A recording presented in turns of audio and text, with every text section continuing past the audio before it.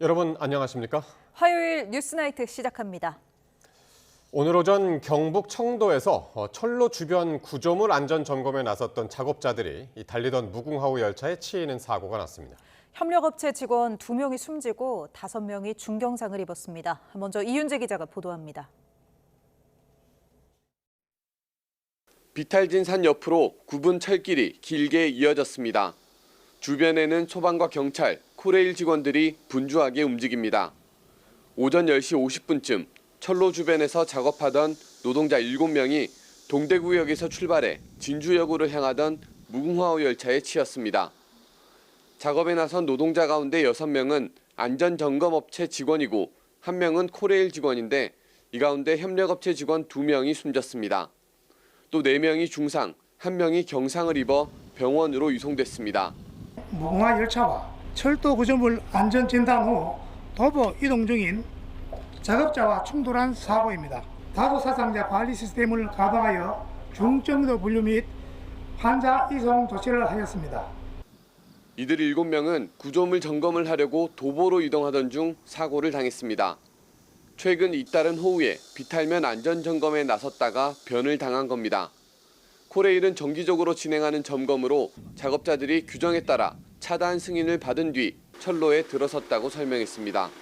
차단 승인을 받고 그리고 작업 책임자가 문을 열고 들어가서 작업 현장까지 이동을 할 예정이었는데 거기까지는 문제가 없었습니다. 경찰은 업무상 과실치사상 혐의 적용을 두고 코레일과 협력업체를 상대로 수사에 들어갔습니다. 또 대구지방노동청은 중대재해처벌법과 산업안전보건법 적용 여부를 두고 조사를 벌이고 있습니다. YTN 이윤재입니다. 이번 사고는 최근 산업 현장 인명 사고가 잇따르는 상황에서 또 발생해 우려가 더욱 큽니다. 경찰이 정확한 사고 경위를 조사하고 있는데 현장 안전관리 소홀로 인한 인재 가능성이 제기되고 있습니다. 이어서 허성준 기자가 보도합니다. 노동자들이 선로에 들어선 건 오전 10시 45분입니다. 선로 주변을 걸어 현장으로 향하던 노동자들은 7분 뒤 변을 당했습니다. 전기열차라 운행 소음이 작다 보니 뒤에서 달려오는 열차를 피하지 못한 것으로 보입니다. 또 통상 선로 2m 밖에서 이뤄지는 작업인데 사고 노동자들이 선로 가까이 있었을 가능성도 제기됐습니다. 점검 용역은 위험 지역 2m 바깥에서 이루어지는 상례 작업으로 인해서 열차 운행 선상에서 작업을 시행하는 작업이었습니다. 이들은 선로에 들어서기 전 역장의 승인을 받았습니다. 또 작업 책임자인 코레일 직원의 안내에 따라 현장으로 이동했습니다. 작업 사실이 공유됐고 현장을 잘 아는 인솔자까지 있었지만 사고를 피하지 못한 겁니다. 이번 사고가 현장 안전조치 미흡으로 발생한 것 아니냐는 지적이 나오는 이유입니다. 열차가 운행하는 시간이 정해져 있는데 그 전에 작업자가 이동이라든가 기본적인 안전 확인, 안전 감독 조치 서울에서 좀 일어난 전형적인 반복적인 인재 사고가 발생했다고 좀 볼 수가 있습니다. 경찰은 정확한 사고 경위와 함께 회사와 현장 책임자 등이 안전 조치를 제대로 이행했는지 등을 집중적으로 조사하고 있습니다. YTN 허성준입니다. 김영훈 고용노동부 장관은 오늘 경북 청도에서 발생한 열차 사고로 유명을 달리한 노동자들에게 애도를 표하고 사고 원인 규명과 함께 철저한 수사 감독을 지시했습니다. 김 장관은 일어나서는 안 될 후진적인 사고가 또 발생했다며 각종 산업안전 의무 위반이 밝혀질 경우 강력히 책임을 묻겠다고 강조했습니다. 고용노동부는 중앙산업재해수습본부와 지역산업재해수습본부를 곧바로 구성했으며 국토교통부와 수사전담팀을 꾸려 산업안전보건법과 중대재해처벌법 위반 여부 수사에 착수했다고 밝혔습니다.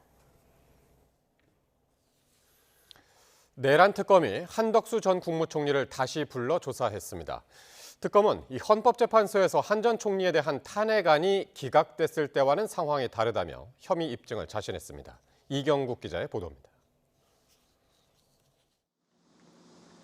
한덕수 전 국무총리가 내란 특검에 출석했습니다. 지난달 2일에 이어 또 한 번 피의자 신분으로 소환돼 조사를 받은 겁니다. 계엄문건 챙기는 점을 시급히 반복하는 보도에 대해 고생 많으십니다. 특검이 조사에서 집중한 부분은 한 전 총리가 비상계엄 선포에 가담했는지 여부입니다. 한 전 총리는 지난해 계엄 선포 전 윤석열 전 대통령에게 계엄 선포는 국무회의 심의를 거쳐야 한다고 말했습니다. 이를 두고 앞서 헌법재판소는 다른 국무위원들의 의견을 듣기 위함이었을 거라고 판단했는데 절차적 정당성을 부여하기 위하여 국무회의 소집을 건의하는 등의 적극적 행위를 하였거나 관련 사실을 인정할 만한 증거나 객관적 자료는 찾을 수 없습니다. 특검은 반대로 한 전 총리가 계엄의 정당성을 확보할 목적으로 소집을 건의한 것으로 의심하고 있습니다. 특히 헌재 결정 이후에 특검이 출발했고 관련 자료와 증거들이 추가로 수집됐다고 강조했습니다. 상황이 많이 달라졌다면서 혐의 입증에 자신감을 내비치기도 했습니다. 특검은 사후 계엄 선포문 작성 폐기와 국회에 나와 위증한 혐의, 계엄 해제 표결 방해에 관여했다는 의혹 등도 조사했을 것으로 보입니다. 한 전 총리는 진술을 거부하지는 않았지만 특정 혐의에 대해선 부인한 것으로 알려졌습니다. 특검은 혐의의 중대성, 일부 혐의를 부인한 점 등을 고려해 구속영장을 청구하는 방안을 적극 검토할 전망입니다. YTN 이경국입니다. 내란 특검팀은 이상민 전 행정안전부 장관을 구속 상태로 재판에 넘겼습니다. 이 전 장관이 언론사 단전 단수를 지시하는 등 권한을 남용해 내란 중요 임무에 종사했다고 판단했습니다. 임성호 기자입니다. 조은석 특별검사팀은 내란 가담 혐의로 구속된 이상민 전 행정안전부 장관을 전격 기소했습니다. 내란 중요 임무 종사, 직권남용 권리행사 방해, 그리고 위증 혐의를 적용했습니다. 특검은 이 전 장관이 행안부 장관의 권한을 남용해 특정 언론사의 단전과 단수를 소방청장에게 지시했다고 보았습니다. 계엄 주무장관으로서 비상계엄 선포를 적극적으로 반대하지 않아 사실상 방조한 혐의도 있습니다. 헌법재판소 탄핵심판 변론에서 이런 지시를 부인하는 증언을 한 것도 공소 사실에 포함됐습니다. 대통령은 탄핵심판 절차에서 진실을 알고자 하는 국민들의 여망을 무시하고 자신과 공범들의 범죄를 은폐하고자 위증을 하였습니다. 앞서 특검은 이 전 장관을 한 차례 소환 조사한 뒤 지난달 31일 구속영장을 청구했습니다. 이튿날 영장이 발부됐고 이후에는 2차례 더 불러 조사했습니다. 이 전 장관이 구속 적부심을 청구하면서 구속기한이 이틀 늘어났지만 특검은 원래 기한에 맞춰 추가 조사 없이 기소를 결정했습니다. 특검 관계자는 구속기한과 관련해 안전을 기하기 위한 것이라고 설명했습니다. 이 전 장관이 계속해서 혐의를 부인하는 상황에서 기소 시점을 둘러싼 논란의 여지를 막는 동시에 충분히 죄를 입증할 수 있다는 자신감을 드러낸 것으로 보입니다. 특검은 이 전 장관의 여죄를 포함해 내란 가담 혐의자들에 대한 수사에 박차를 가할 전망입니다. YTN 임성호입니다. 김건희 씨가 내일 특검 조사에 나오기 어렵다며 자필로 사유서를 냈습니다. 그러자 특검은 바로 다음 날로 다시 소환을 통보했습니다. 김영수 기자가 보도합니다. 김건희 씨의 구속 뒤 세 번째 조사는 일단 연기됐습니다. 김 씨가 건강이 매우 좋지 않아서 특검 조사를 받기 어렵다는 취지의 자필 사유서를 제출했습니다. 김 씨는 특검이 출범하기 직전 우울증 증세 등으로 입원 치료를 받았고 특검 조사를 받고 구속된 이후로도 음식을 제대로 삼키기 어려운 상태로 전해졌습니다. 이에 따라 특검은 오는 21일로 날짜를 다시 지정해 조사받으라고 통보했습니다. 김 씨 측은 이번에는 출석하겠다는 입장인 걸로 파악됐습니다. 이와 함께 특검은 김 씨의 건강상 이유로 조사가 충분히 이루어지지 않고 있다면서 구속기간 연장이 불가피하다고 밝혔습니다. 특검은 이번 달 말까지 김 씨 신병을 확보한 상태에서 조사를 이어갈 걸로 보이는데 유의미한 진술이 나올지는 미지수입니다. 지난 12일 구속된 김 씨는 배우자인 윤 전 대통령과 달리 지난 14일과 18일 2차례 모두 특검에 나와 조사를 받았습니다. 하지만 대부분 질문에 모른다거나 기억이 나지 않는다는 취지로 진술했습니다. 수사기관 일정에는 협조하되 진술 거부권을 적극적으로 사용해 향후 재판에서의 불이익을 차단하고 변론 전략을 준비하는 걸로 보이는데 김 씨가 이 같은 대응 기조를 유지한다면 수사 대상이 쌓여있는 특검 입장에선 고민이 깊어질 수밖에 없어 보입니다. YTN 김영수입니다. 통일교 측으로부터 청탁을 받고 김건희 씨에게 금품을 전달한 혐의를 받는 건진법사 전성배 씨에 대해 특검이 구속영장을 청구했습니다. 전 씨에 대한 구속 전 피의자 신문은 모레 오전 10시 30분 서울중앙지법 서관 321호 법정에서 남세진 영장 전담 판사 심리로 진행됩니다. 전 씨는 통일교 측의 5대 현안을 청탁받고 김건희 씨에게 고가의 목걸이와 샤넬백 등을 전달한 혐의를 받고 있습니다. 이런 가운데 건진법사 전성배 씨 청탁 의혹을 수사해온 검찰이 전 씨 집에서 돈 뭉치와 함께 발견된 관봉권을 포장한 띠지와 스티커 등을 모두 분실한 사실이 뒤늦게 드러났습니다. 대검찰청이 진상 파악을 위한 감찰에 착수했습니다. 양동훈 기자입니다. 지난해 12월 김건희 씨에게 통일교 쪽 청탁을 전달한 창구로 지목된 건진법사 전성배 씨에 대한 압수수색 당시 서울 남부지방검찰청은 1억 6천만 원이 넘는 현금을 발견했습니다. 특히 현금 뭉치 중에는 한국은행에서 시중은행에 돈을 보낼 때 쓰는 관봉권 5천만 원이 포함돼 논란이 커졌습니다. 일반적으로는 유통되지 않는 뭉칫돈이라 일부 관봉권을 사용하는 것으로 알려진 대통령실 등이 출처가 아니냐는 의혹이 불거졌습니다. 김 여사한테 목걸이랑 금품 전달한 거 인정하시나요? 관봉권은 누구한테 받으신 거예요? 전 씨는 앞선 검찰 조사에서 관봉권의 출처를 밝히지 않았습니다. 기도비로 받았을 텐데 누구에게 받았는지는 모른다. 돈은 받으면 바로 쌀통에 넣는다 등 모른다는 답을 반복하며 입을 다물었습니다. 수사기관에서 돈의 출처를 추적해야 하는 상황에서 관봉권을 포장한 띠지와 스티커에는 집회를 검수한 날짜와 담당자, 기기번호와 포장일자 등의 정보가 담겨 있어 주요 단서가 될 수 있습니다. 그런데 검찰이 관봉권 띠지와 스티커를 통째로 버린 사실이 뒤늦게 확인됐습니다. 검찰 관계자는 당시 압수해온 현금 액수를 확인하는 과정에서 담당 직원들이 돈만 챙기고 띠지와 스티커는 실수로 폐기해버렸다고 설명했습니다. 검찰은 여기에 사건을 수사 중이라는 이유로 폐기 경위를 파악하기 위한 감찰도 벌이지 않았는데 특검 측도 관련 사건은 이미 재판에 넘겨져 압수물도 당연히 이첩받지 않았다며 관봉권 관련 사안에 대해 알지 못했다고 밝혔습니다. 다만 검찰 관계자는 특검의 관봉권 폐기 경위와 관련된 수사 보고서를 구체적으로 작성해 넘겼다고 해명했습니다. 폐기 사실을 뒤늦게 접한 법무부는 매우 엄중한 사안이라며 진상 파악과 책임 소재 규명을 위한 모든 조처를 하라고 지시했고 대검찰청은 곧바로 조사팀을 꾸려 감찰에 착수했습니다. YTN 양동훈입니다. 통일교회 당원 가입 의혹을 수사하는 김건희 특검팀이 국민의힘 압수수색 방식과 일정을 고심하고 있습니다.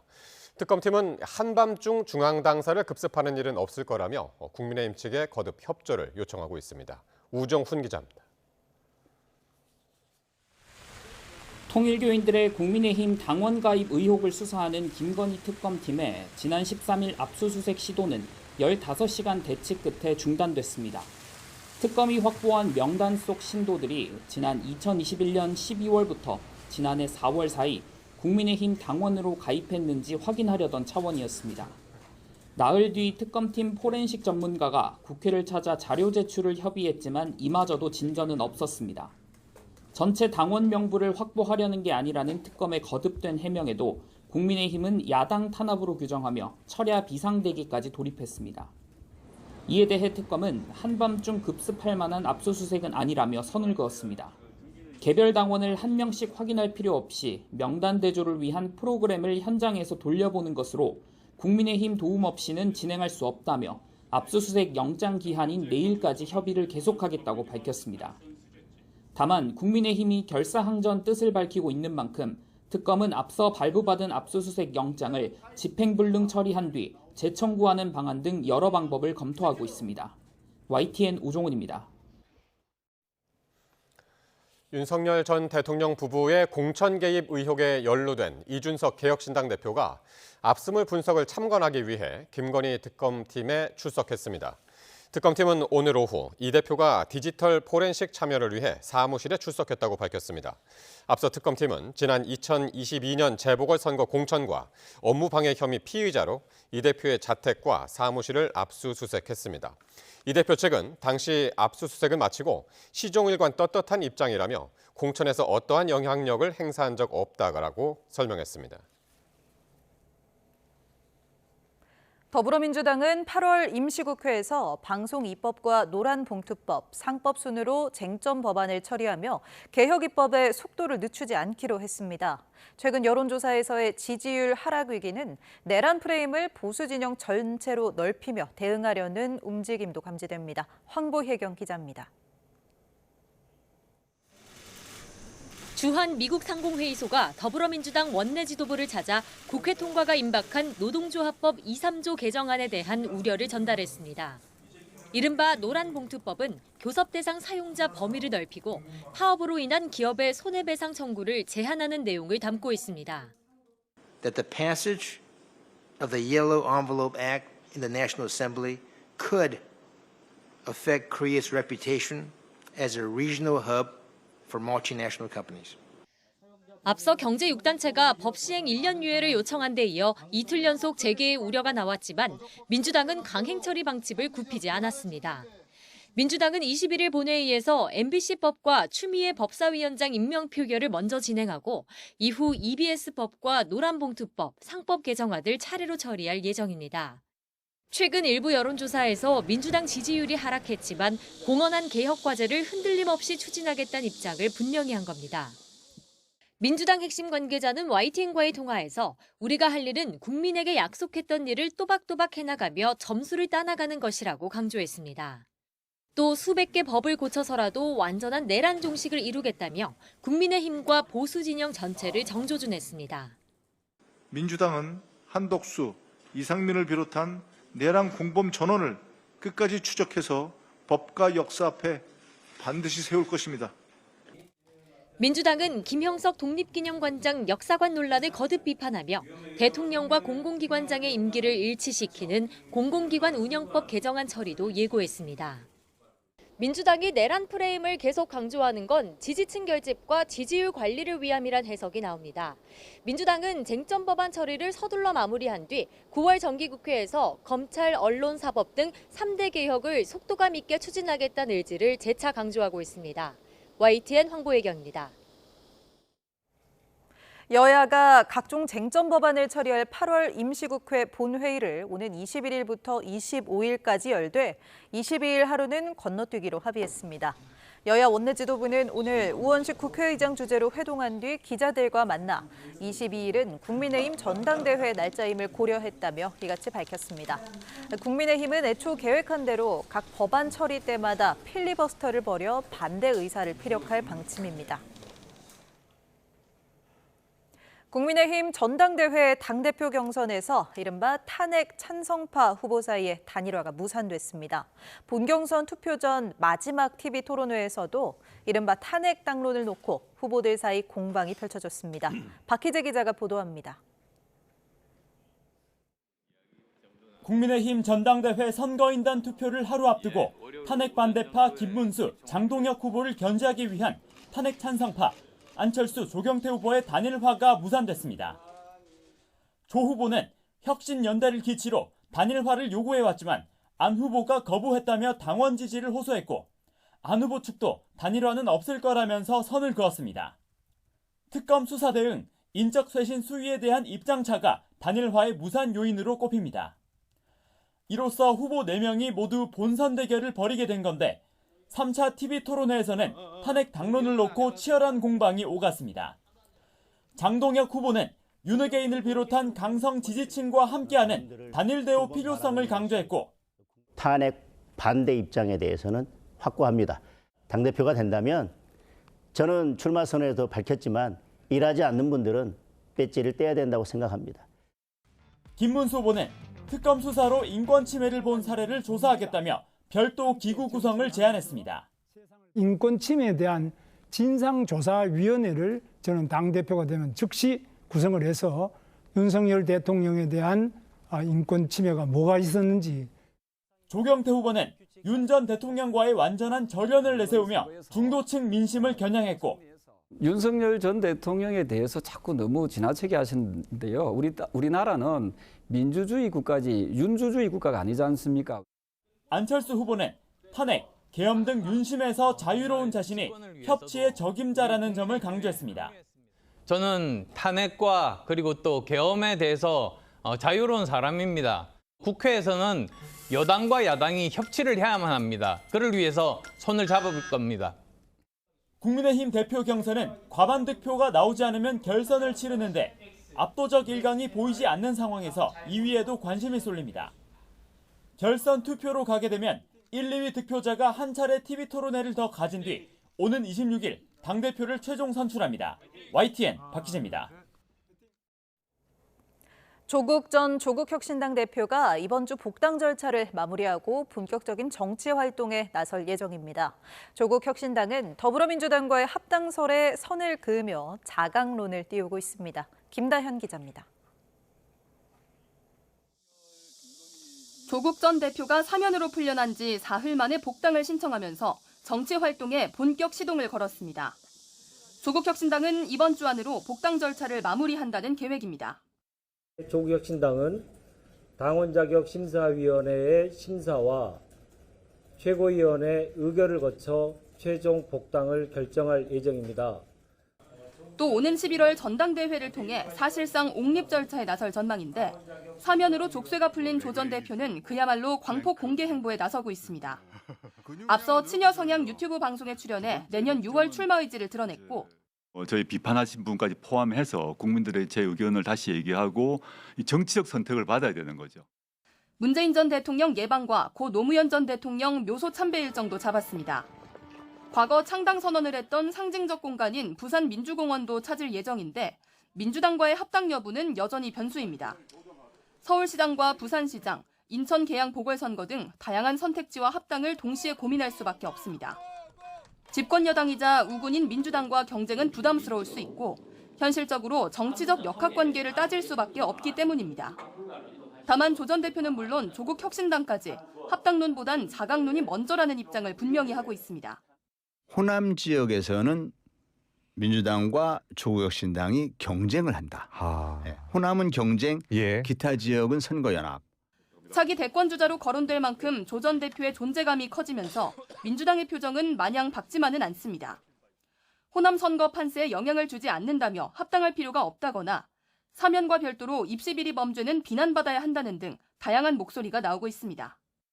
자강론을 띄운 조국혁신당 당분간 조직 정비에 집중한다는 계획인데 조국 전 대표의 복귀를 계기로 존재감을 키우고 정치 지형을 바꾸는 바람을 일으킬 수 있을지 주목됩니다. YTN 김다현입니다. 한일 한미 정상회담을 앞둔 이재명 대통령이 순방에 동행하는 경제계 인사들과 간담회를 열었습니다. 이 대통령은 기업들의 대미 투자 계획 등을 듣고 함께 힘을 모아 위기를 기회로 만들자고 강조했습니다. 홍민기 기자입니다. 이재명 대통령이 일본, 미국 순방에 동행하는 국내 주요 기업인들과 간담회를 열었습니다. 한국경제인연합회, 대한상공회의소 등 경제단체와 삼성, LG 등 그룹 총수들이 한자리에 모였습니다. 반도체, 조선 등 지난달 한미 관세 협상에서 중요하게 다뤄진 분야의 대표 기업인들도 참석했습니다. 미국과 정상회담에서 관세 세부 협상을 앞둔 정부가 기업들의 대미 투자와 구매 계획을 듣고 협상 전략을 세우기 위해 자리를 만든 겁니다. 우리 정부는 미국과 3,500억 달러 규모의 대미 투자 펀드 조성에 합의했지만 구체적인 투자 계획은 아직 마련되지 않은 상황입니다. 이 대통령은 간담회에서 수출 여건 변화로 정부와 기업이 모두 어려움을 겪고 있지만 함께 힘을 모아 위기를 기회로 만들자고 강조했습니다. 이번 미국 방문에 동행하는 기업인들이 현장에서 실질적인 성과를 많이 만들어 달라 당부했습니다. 기업인들은 이번 정상회담이 성공적으로 이뤄져 기업과 나라의 이익이 모두 지켜지길 바란다며 현실적인 조언을 제시한 것으로 알려졌습니다. 관세 협상을 이끌었던 마스가 프로젝트, 즉 한미-조선 협력에 대해선 협상 마무리 단계에서도 여전히 중요하다는 데에 정부와 기업이 공감대를 이룬 것으로 전해졌습니다. 대미 투자와 별개로 국내 일자리 창출이나 우리 미래 산업을 키우기 위한 제안도 언급됐습니다. 취임 후 주요 기업인들과 여러 차례 만나며 국내외 경제 현안 파악에 주력해온 이 대통령. 이번 관세 협상 마무리 국면에서도 정부의 협상 전략을 공유하며 끝까지 원팀 정신을 당부할 것으로 보입니다. YTN 홍민기입니다.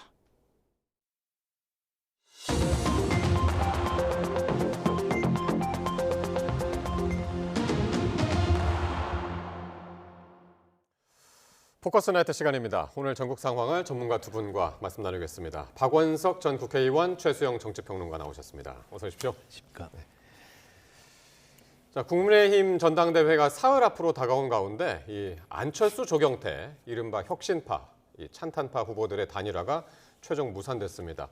오늘이 단일화를 할 수 있는 사실상 데드라인이었잖아요. 그렇죠. 내일하고 모레 양일간 이제 여론조사가 돌아가고 하기 때문에 네.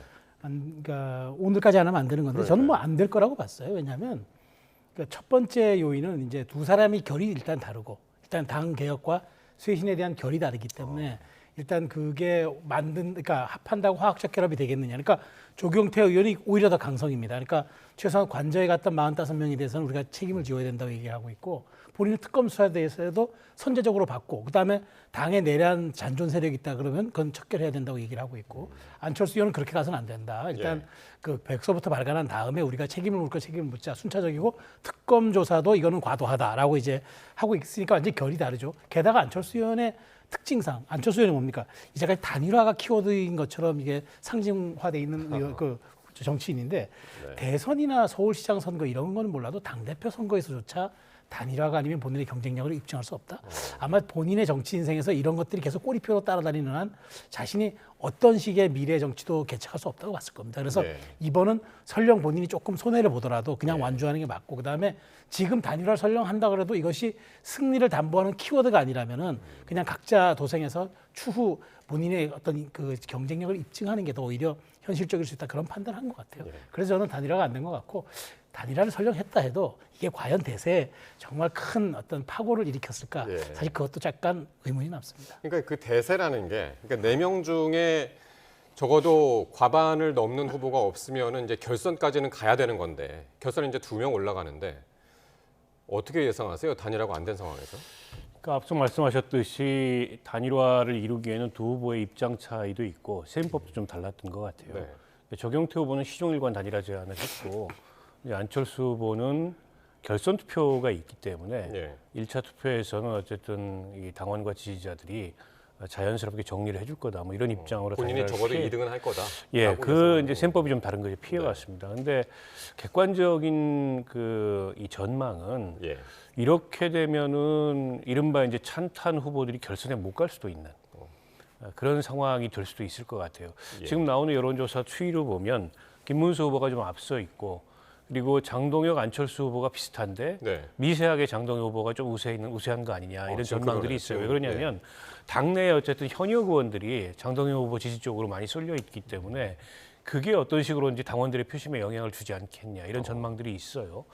물론 이제 안철수 후보 생각은 다를 텐데 그렇게 되면은 두 후보가 즉 이제 이 찬탄파라고 할 수 있는 두 후보가 단일화를 이루지 못함으로 인해서 결국 이제 윤 어게인 후보들이 결선에 가는 그런 결과를 초래할 수도 있고 그에 따른 책임론 같은 것들이 좀 따를 수 있지 않겠나라는 생각이 들고요. 무엇보다 전당대회가 그러면은 특히 이제 이 국민의힘이라는 정당의 쇄신 변화 이게 필요하다고 생각하는 당원이나 지지자들이나 국민들은 아마도 그런 결선 결과에 대해서는 대단히 좀 실망하지 않을까라는 생각이 듭니다. 그러니까 지금 2위 다툼을 하고 있는 상황에서 단일화가 안 이루어져서 만약에 진짜 찬탄파 후보들이 모두 결선에 못 나가게 되면 단일화에 소극적이었던 안철수 후보한테 이제 좀 책임론이 지금 금방 말씀하셨습니다만 있을 수도 있을 것 같아요. 안철수뿐만 아니라 저는 한동훈 전 대표에게도 이 불똥이 튈 거라고 봐요. 왜냐하면 사실상 그 전직 당대표인데다가 찬탄파에 가장 많은 지분을 갖고 있는 비록 원외 정치인이지만 근데 이번에 굉장히 소극적인 모습을 보였어요. 그렇게 적극적으로 찬탄파라고 당의 쇄신과 혁신이 결집할 수 있는 그런 동력도 제공하지 않고 사이드를 빙빙 겉돌면서 이제 뭐 본인은 플랫폼, 하방 정치 이런 얘기를 하면서 온라인상에서만 단일화해야 되지 않겠냐 이렇게 혁신의 싹이 잘라지면 안 된다는 식으로 얘기를 했는데 사실 그거는 뭐 응원하는 치어리더들이 하는 얘기지 지도자로서 할 수 있는 얘기는 아니라고 보거든요. 왜 적극적이지 않았을까요, 그러면? 글쎄, 그러니까 저는 이번 선거의 결과가 어떤 형태로든 밟지 않을 거라고 생각을 했던 것 같아요. 그런 셈법이 작용했다 하더라도 정치인이라면 무릇 손해볼 때도 칼을 빼들 줄 아는 그런 결기도 있어야 되고 그런 어떤 그것이 자양분이 돼서 미래의 동력을 열거나 공간도 창출할 수 있는 건데 조금 이번에는 현실적인 그런 계산에 좀 몰두하지 않았냐. 그런 측면에서 물론 안철수 의원, 조경태 의원 자유로울 수는 없죠. 그렇지만 더 더 큰 문제는 저는 제가 보기에 가장 당의 어떤 혁신의 리더였고 그다음에 뒤에 병풍처럼 버티고 있었던 한동훈 전 대표가 너무 이번에 소극적이었던 것도 네. 하나의 나중에 결과론에 따른 또 분석이겠지만 그럴 가능성도 있어서 이게 어떤 결과에 따라서 향후 이게 새로운 지도부가 구성되면 구성된 대로 이제 그것은 새로운 지도부의 역할을 하겠지만 그와는 별개로 혁신 쇄신의 목소리가 왜 묻혔느냐에 대한 또 별도의 책임론이 나올 수도 있겠다는 생각이 듭니다. 그렇군요. 그래서 이제 많은 전문가들이 이제 김문수, 장동혁 이 반탄파 후보들이 결승에 진출하는 것이 아니냐. 그래서 이제 이른바 이제 김앤장 결승전 진출설 이런 것들이 많이 제기가 되는데 그러면 이제 반탄파 후보들이 이제 서로 경쟁을 해야 되는 상황에 오는 건데 여기서 이제 대여 투쟁력 경쟁을 하는 분위기가 오늘 3차 토론에서도 있었던 게 질문이 뭐였냐면 정청래 민주당 대표한테 손을 내밀 것인가 이런 질문을 네 명한테 이제 똑같이 던졌는데 반탄파 2명만 X를 했단 말이에요. 우리 손 안 잡을 것이다라고 이런 분위기, 강성 분위기로 흘러가는 겁니다 지금. 그렇죠. 일종의 이제 선명성 경쟁을 하고 있는 거라고 볼 수 있을 것 같고요. 두 분 다 어쨌든 계엄이 잘못됐다라고는 얘기하지만 탄핵도 동시에 잘못됐다 이런 입장이에요. 그런데다가 윤 대통령과의 뭐 단절이랄까요, 절연이랄까 그에 대해서도 분명한 입장을 밝히지 않고 있고 또 최근에 이제 뭐 국민의힘 전당대회에서 가장 논란이 되고 있는 인물이 전한길 씨인데 전한길 씨 징계에 대해서도 두 분이 반대를 한 데다가 전한길 씨가 이른바 이제 뭐 일종의 후보 검증을 하는 토론회 자리에도 참석을 했지 않습니까? 일종의 이제 강성 지지층들을 대상으로 한 선명성 경쟁에 이제 두 반탄 후보들이 나서 있다고 보고요. 근데 이제 그럼에도 불구하고 인지도랄까요? 혹은 중량감이랄까? 거기서는 확실히 김문수 후보가 앞서 있는 게 맞습니다. 직전까지 대선 후보였고 정치 경력도 훨씬 더 길고 하기 때문에 김문수 후보 쪽으로 조금은 더 이제 무게중심이 쏠리는 것이 사실입니다만 결선을 가게 되면 또 이제 결선에 오르지 못한 후보들을 지지했던 표심이 어떻게 움직이느냐 이런 것도 변수가 될 수 있기 때문에 끝까지 상황을 좀 지켜봐야 되지 않을까 싶습니다. 그래서 뭐 아까 2등 경쟁이라고 그랬는데 어떤 평론가분들은 이제 김문수하고 장동혁이 지금 거의 비슷할 것이다 그렇게 이야기도 하고 있는 상황이기도 한데 오늘 3차 토론에서 또 전한길 씨가 또 등장을 했습니다. 어떤 식으로 등장을 했냐면 장동혁 후보가 내년 재보선에 한동훈 전 대표가 아니라 전한길 씨를 공천할 것이다 이런 대답을 했거든요. 장동혁 후보 입장에서는 이게 최선의 대답이었을 거예요. 그러니까 왜냐하면 내부 총질러는 내가 당대표가 되면 다 당 밖으로 나가야 할 것이다라고 강력하게 얘기했잖아요.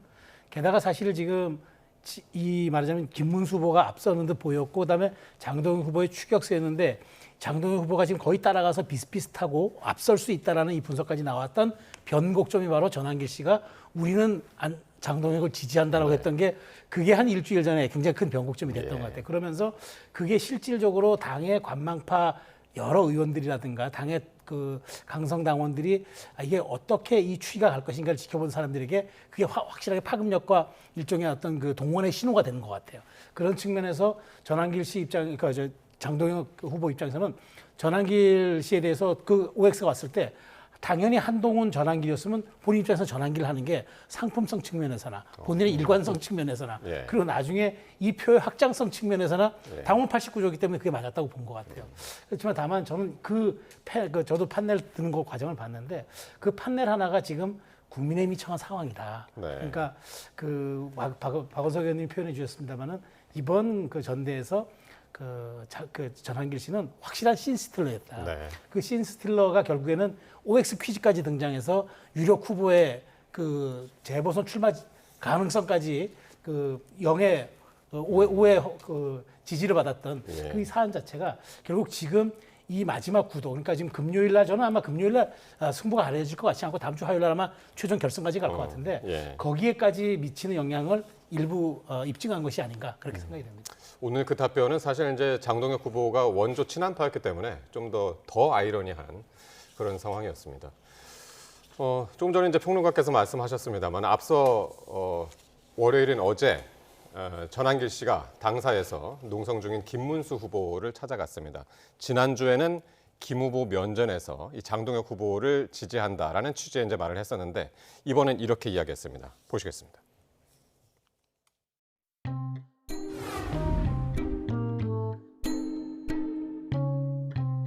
이제 그 제 뜻이라기보다는 제가 운영하는 친환경 뉴스에 물어보니까 거의 90% 가까이가 장동혁 후보가 되었으면 좋겠다.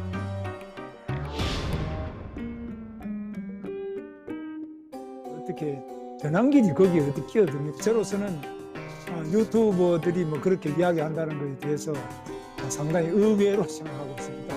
뭐 광화문에서 싸울 때나 모든 걸 알고 있으면서 그저 몇 마디 말에 그 혓바닥에 놀아나는 이런 판단은 옳지 않다.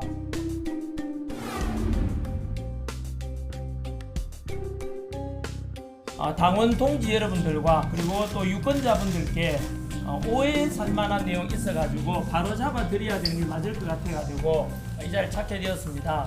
장동혁을 지지하냐라고 하는데 유튜브들에 대해 올라온 의견을 제가 말했을 뿐입니다.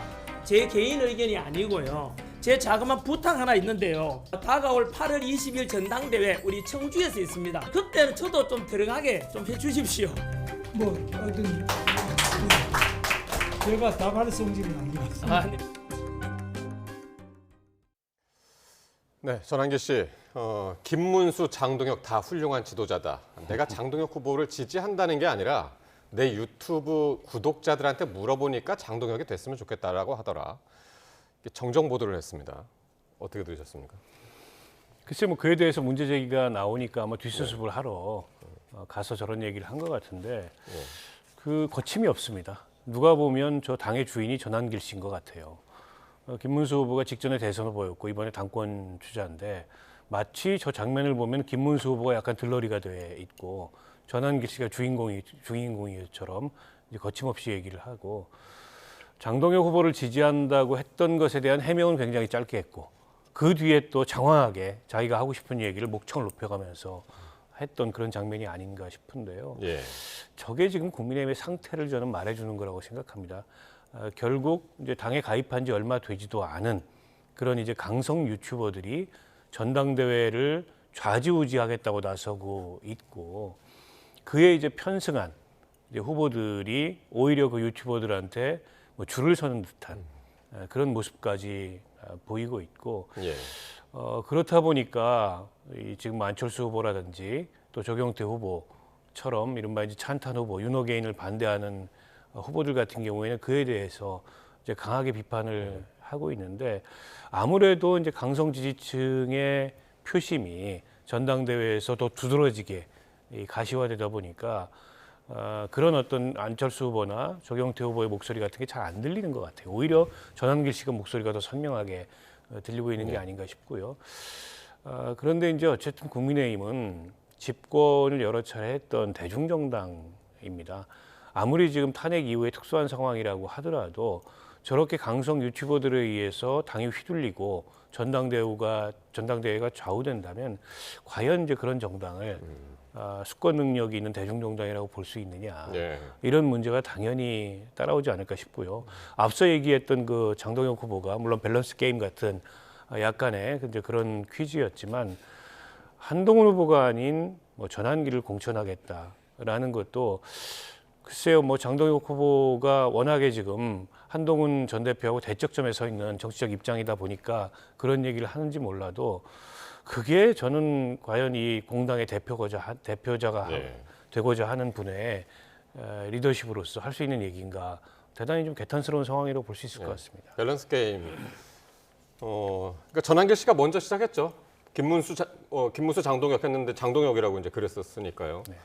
어쨌든 김문수 후보는 상당히 이제 기분이 안 좋았던 것 같고 발언에서도 이제 보셨다시피. 근데 어제 저 자리에서도 상당히 이제 뭐 얼굴 표정도 별로 안 좋았었습니다만은 20일 전당대회에 들어갈 수 있게 도와달라고 그랬더니 김문수 후보가 내가 답할 게 아니다라고 이야기를 하더군요. 한마디로 빈정이 대단히 상한 것 같아요. 왜냐하면 첫날 저 이제 14일 날 이제 저 얘기를 했을 때 장동혁 후보가 그 이제 그 말하자면 더 지지한다 이제 전한길 씨가 그 얘기를 했을 때 그 이제 김문수 후보가 어느 곳이나 인터뷰에서 했던 말인데 제가 굉장히 귀에 꽂혔던 게 선거 때 자기를 돕지 않고 나를 도우면 부부지간이라도 원수가 됩니다라고 얘기했던 게 기억나요. 그러니까 그만큼 이게 타격감이 컸던 거예요. 더더군다나 그걸로 인해서 본인이 상승세가 꺾였고 장동혁 후보의 추격세가 본격화되는 이제 그런 타이밍이었단 말이죠.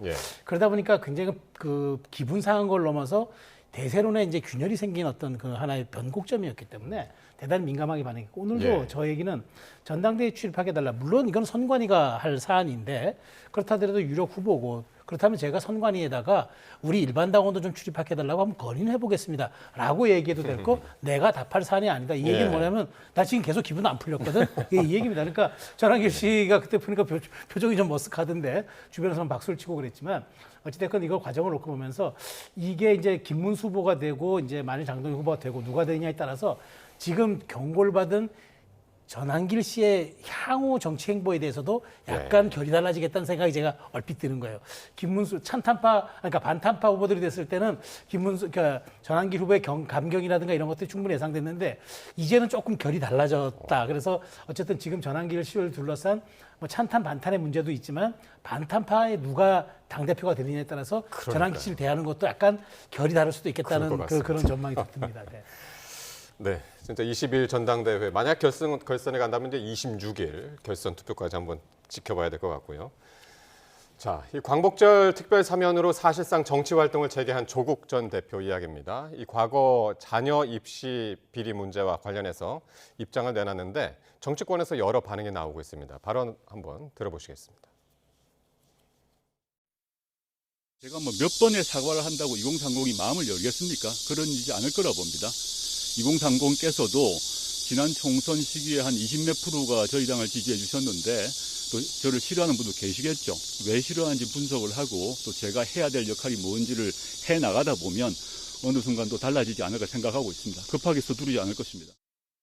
이렇게 얘기하실 문제는 아닌 것 같아요. 정치인은 필요하면 10번, 20번도 사과하고 마음을 풀고 민심을 돌리기 위해서 노력해야죠. 본인의 문제로 민주당의 지지율이 빠지는 거, 국정의 어떤 부담이 되는 것에 대한 어떤 이해를 통해서 약간 이건 대국민 메시지를 조금 더 가다듬어 줬으면 좋겠다는 거고요.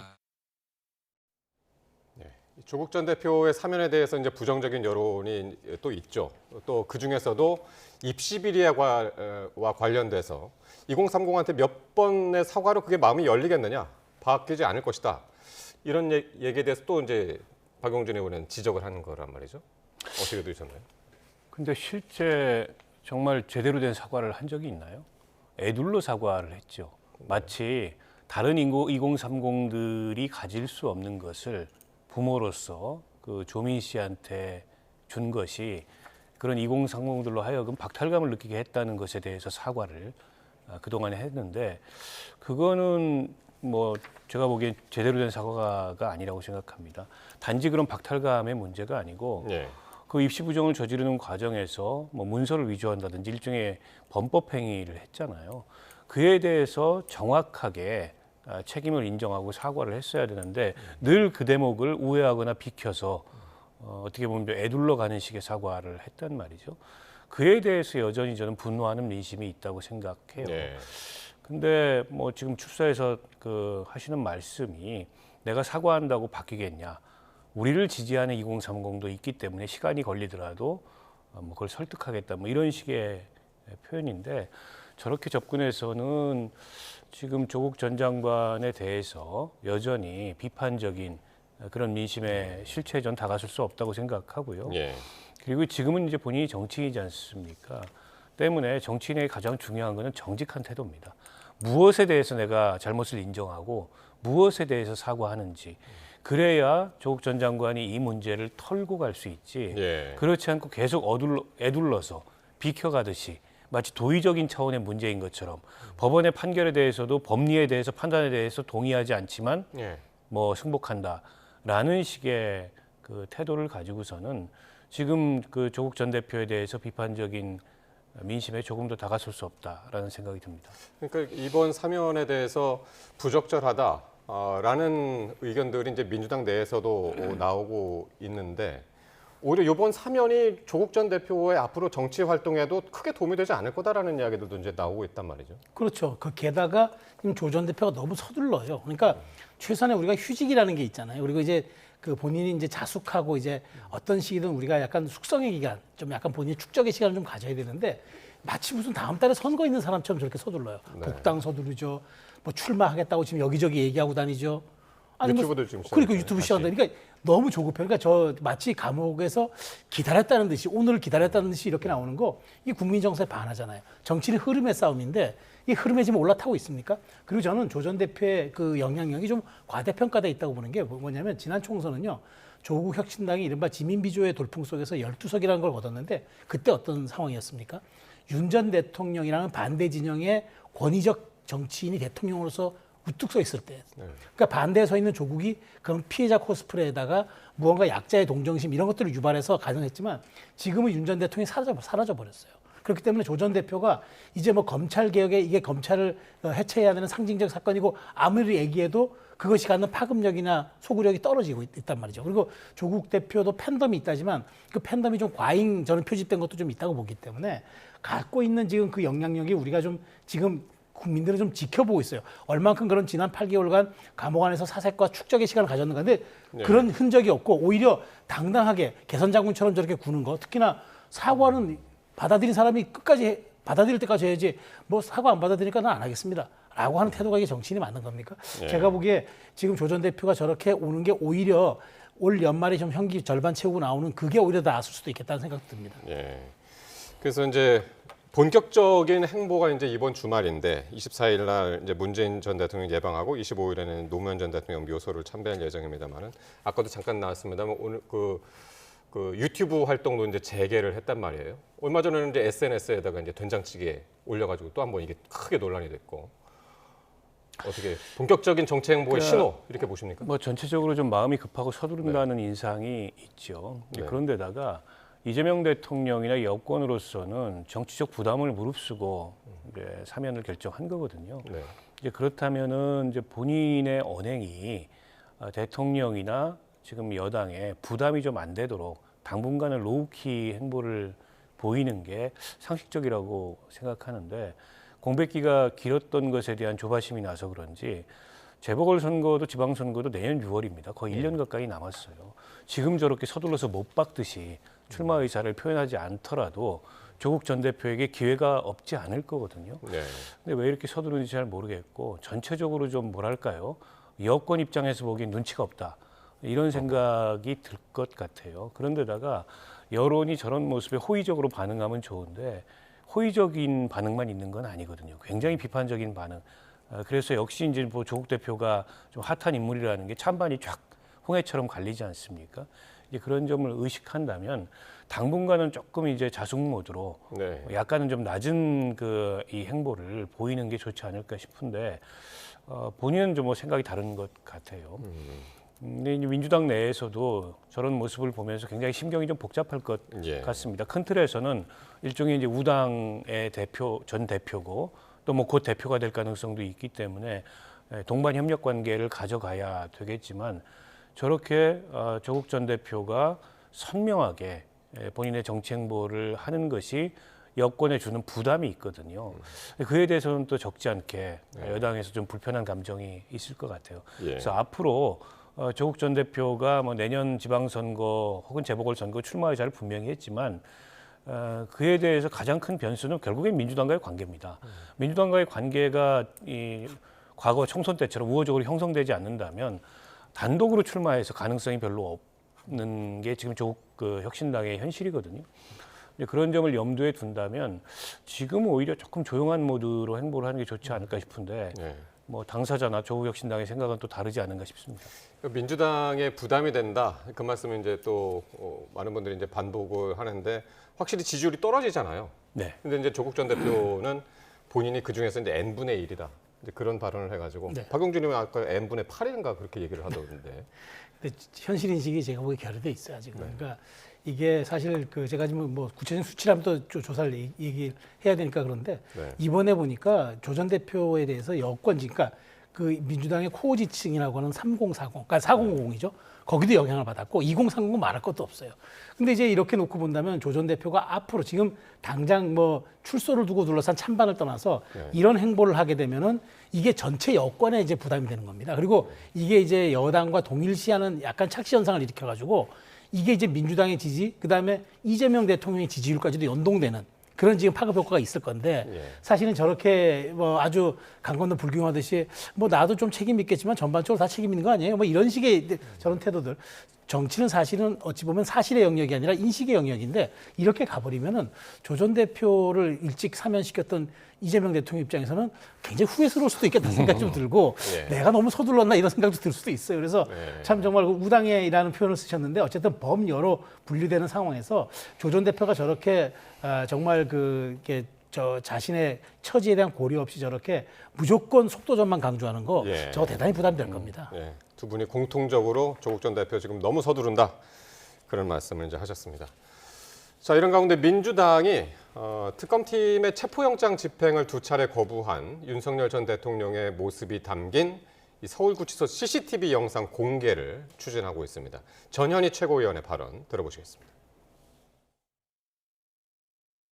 일단 자료 제출 요구는 해놓은 상태고요. 법사위를 통해서 만약에 저희 그 영상을 이제 받게 된다면 검토를 해서 열람이나 공개가 하는 것이 문제가 없는지 이런 부분을 확인을 해봐야 될 것 같습니다.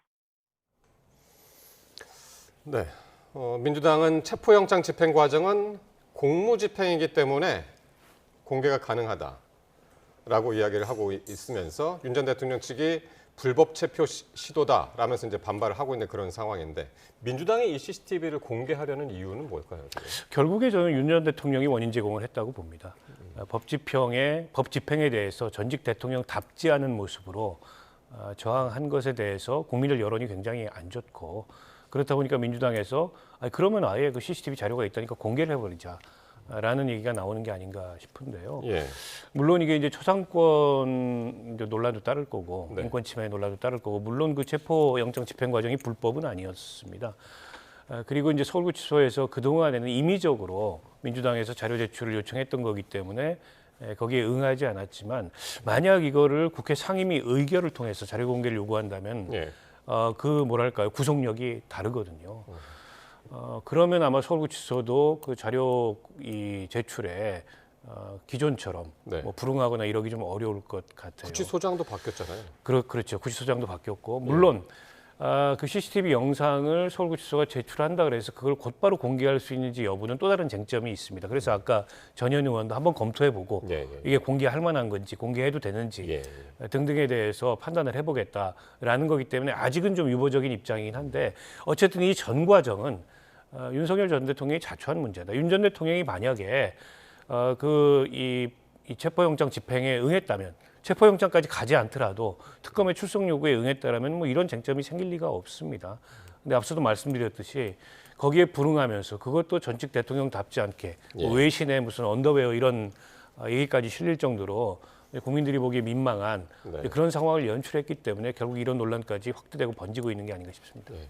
전현희 최고위원은 뭐 조심스럽게 검토해보겠다라고 했습니다만 이제 김병주 최고위원이나 이성현 의원 같은 경우는 꼭 보여드리겠다, 안 될 거 없다 그런 의견이거든요. 근데 이제 말씀하시죠. 기싸움 같아요. 제가 보기에 이거 설령한다 그래도 그러면 이제 언더에 입었다는데 그 모자이크 처리할 겁니까? 그리고 이게 한번 공개되면 외신서부터 다 이걸 받아서 갈 텐데 과연 이게 우리 국격에 도움이 되는가요? 특검이 이제 영장 집행하러 갔을 때 결국엔 못했으니까 그럼 이제 골석 재판해가지고 기소해가지고 이제 그 유죄를 입증하면 특검이 될 일인데 굳이 그 실랑이를 벌이는 모습 그럼 속옷 차리면 어쨌든 모자이크 처리해야 될 거 아닙니까? 그럼 그게 영상 그대로 나간 게 또 애매하고 이게 사실은 좀 부끄럽고 이게 그리고 전직 국가 원수다 보니까 이게 국격 그다음에 우리 국의 그 나라의 그 격과 진짜 직결되는 문제인데 그걸 그대로 날 것으로 공개한다 있을 수 없는 일인 것 같고요. 다만 민주당도 그 생각을 하는 것 같아요.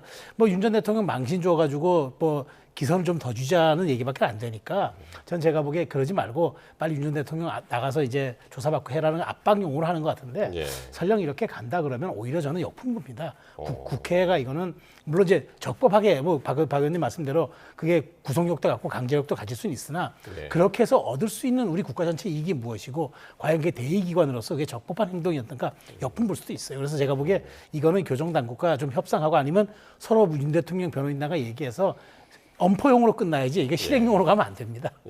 그러니까요. 오히려 정치적인 역풍 그런 논란을 불러일으키는 그런 계기가 될 것이다라는 의견들 들었고요.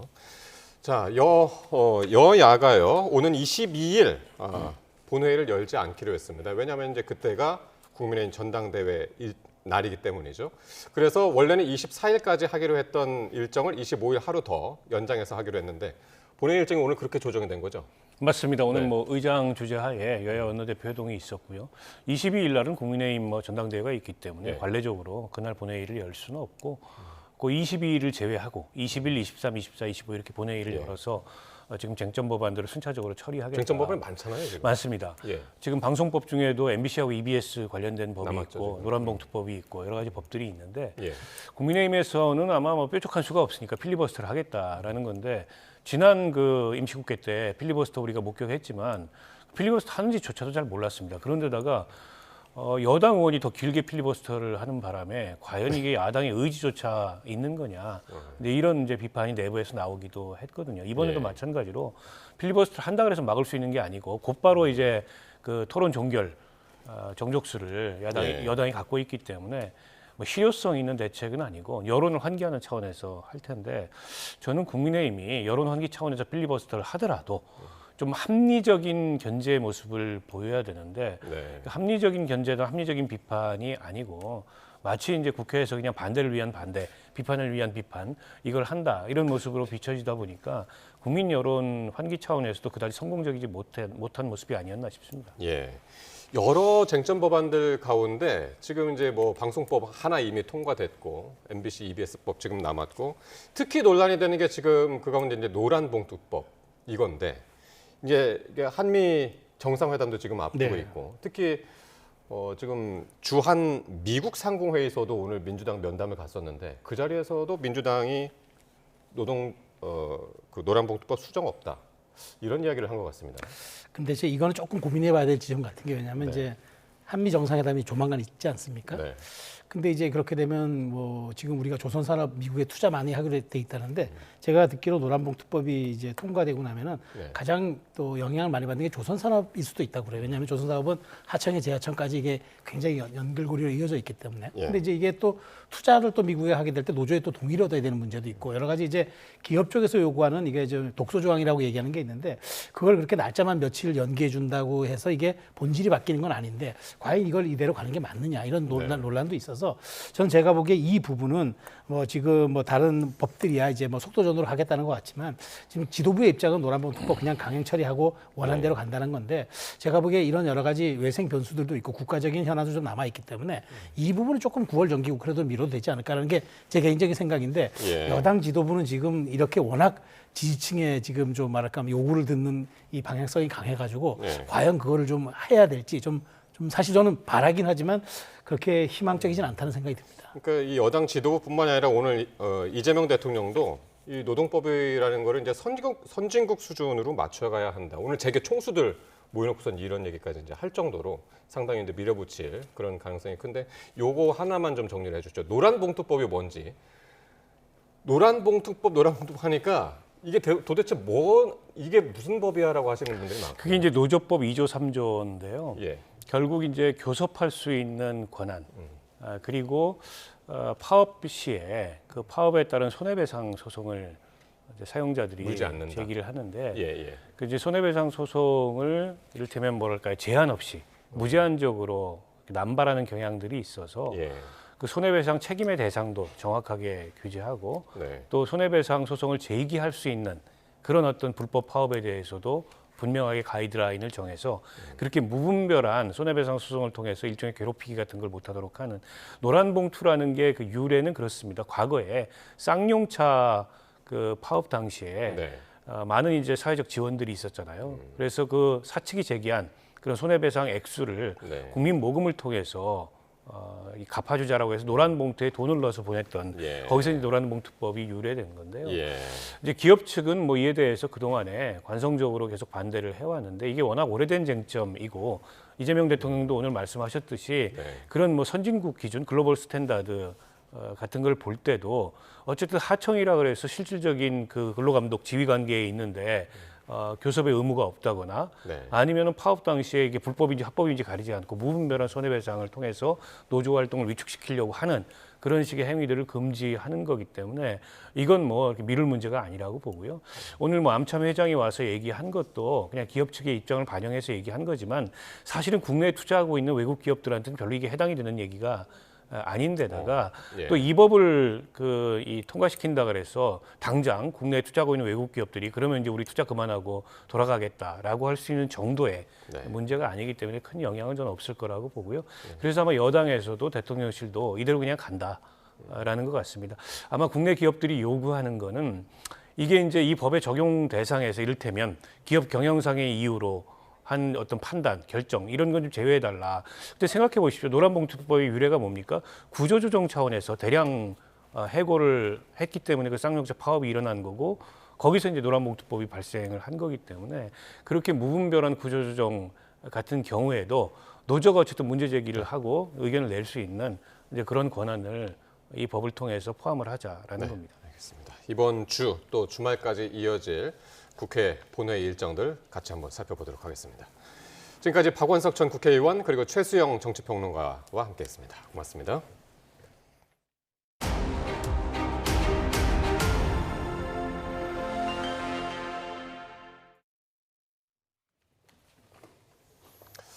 네, 경북 청도에서 철로 주변 구조물 안전 점검에 나섰던 작업자가 달리던 무궁화호 열차에 치였습니다. 이 사고로 협력업체 직원 2명이 숨지고 5명이 중경상을 입었습니다. 이윤재 기자가 보도합니다.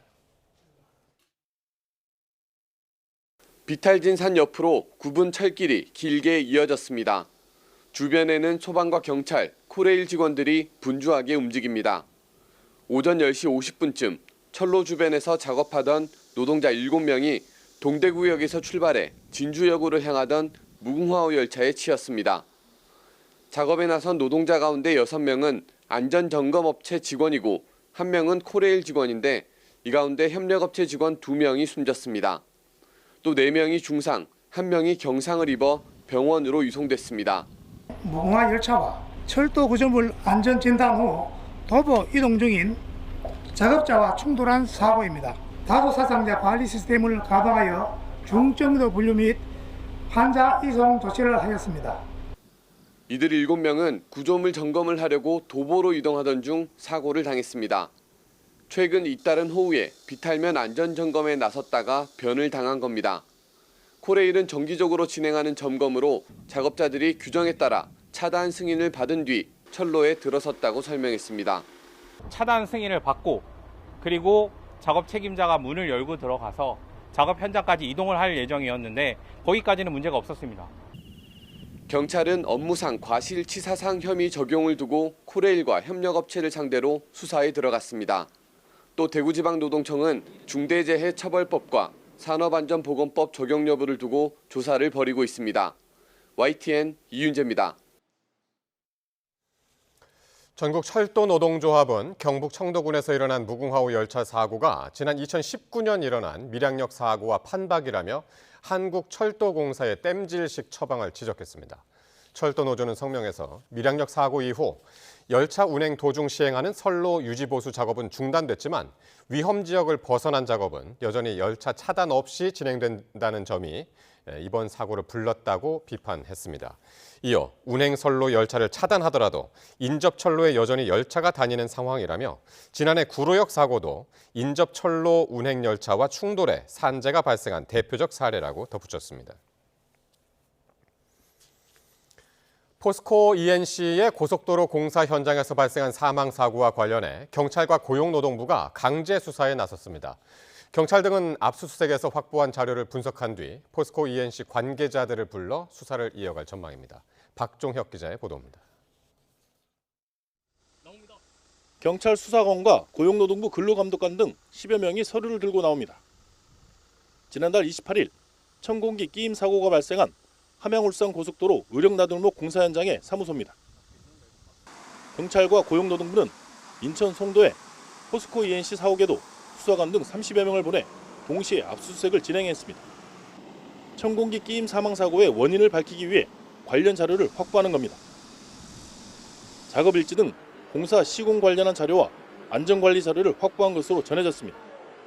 경찰은 업무상 과실치사 혐의를 수사하고 있고 고용노동부는 산업안전보건법과 중대재해처벌법 위반 혐의를 확인하고 있습니다. 공사 시공 관련 자료와 안전관리와 관련된 자료들을 확보했고 앞으로 압수물 분석을 통해서 포스코 ENC 인천 송도 사옥은 앞서 지난 12일에도 경기남부경찰청이 압수수색을 벌였습니다. 지난 4일 경기 광명시의 고속도로 연장공사 현장에서 미얀마 국적 하청업체 노동자가 감전사고를 당한 사건 관련입니다. 포스코 ENC는 사망사고가 겹치면서 전국 모든 현장에서 작업을 중단했습니다. 오는 11월 말 준공 예정인 포항의 해오름 대교를 포함해 103곳의 현장이 대상입니다. 저희 회사 임직원들은 협력업체를 포함한 모든 근로자분들의 안전이 최우선 가치가 될 수 있도록 필요한 자원과 역량을 총동원해 근본적인 쇄신의 계기로 삼겠습니다. 경찰과 고용노동부는 압수수색에서 확보한 자료를 분석한 뒤 포스코 ENC 관계자들을 불러 수사를 이어갈 전망입니다. YTN 박종혁입니다. 김윤덕 국토교통부 장관이 최근 시공 현장에서 근로자 사망 사고가 잇따른 포스코 ENC를 상대로 건설 면허 취소 조치가 거론되는 데 대해 법률 내에서는 면허 취소가 어려운 것으로 파악하고 있다고 말했습니다. 김 장관은 오늘 국회 국토교통위원회 전체 회의에 출석해 면허 취소를 검토했는지 묻는 질의에 이같이 답했습니다. 이어 산업재해 문제는 고용노동부가 주관 부처라 국토부의 의견을 제시할 것으로 보고 있으며 법률이 정한 범위에서 진행하는 게 합리적이라고 생각한다고 덧붙였습니다. 서울 마포구 아파트에 이어서 경기 동두천에서도 리튬이온 배터리에서 시작된 것으로 보이는 화재가 났습니다. 전문가들은 배터리 폭발을 막기 위해 과충전과 또 실내 충전은 절대 하지 말라고 조언합니다. 윤태인 기자입니다. 아파트 주민들이 뿌연 연기를 뚫고 다급하게 계단을 내려갑니다. 경기 동두천시 송내동에 있는 아파트 1층에서 불이 나면서 건물 안에 연기가 가득 찬 겁니다. 이 불로 집안 내부가 그을리고 가재도구가 타는 등의 재산 피해가 났습니다. 뿐만 아니라 주민들이 긴급하게 대피하는 일도 벌어졌습니다. 주민 6명이 연기를 들이마시는 등 병상을 입고 병원으로 옮겨졌습니다. 근데 6층에서부터 아무튼 연기가 엄청났고, 그다음에 5층에서는 거의 앞이 안 보였고, 3층에서는 죽겠구나. 전날 밤부터 캠핑용 리튬이온 배터리를 충전하고 있었다는 집주인의 진술을 확보한 경찰은 국립과학수사연구원에 배터리를 감식 의뢰할 계획입니다.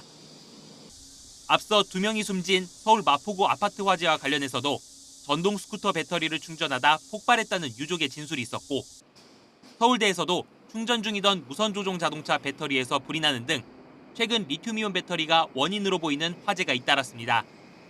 전문가들은 배터리가 과열되는 걸 막기 위해 과충전을 피해야 한다며 특히 기온이 높을 때는 배터리가 열을 받기 더 쉬운 만큼 주의해야 한다고 조언합니다. 과열이 더 배터리가 잘 되기 때문에 폭발 위험성은 더 높아질 수밖에 없습니다.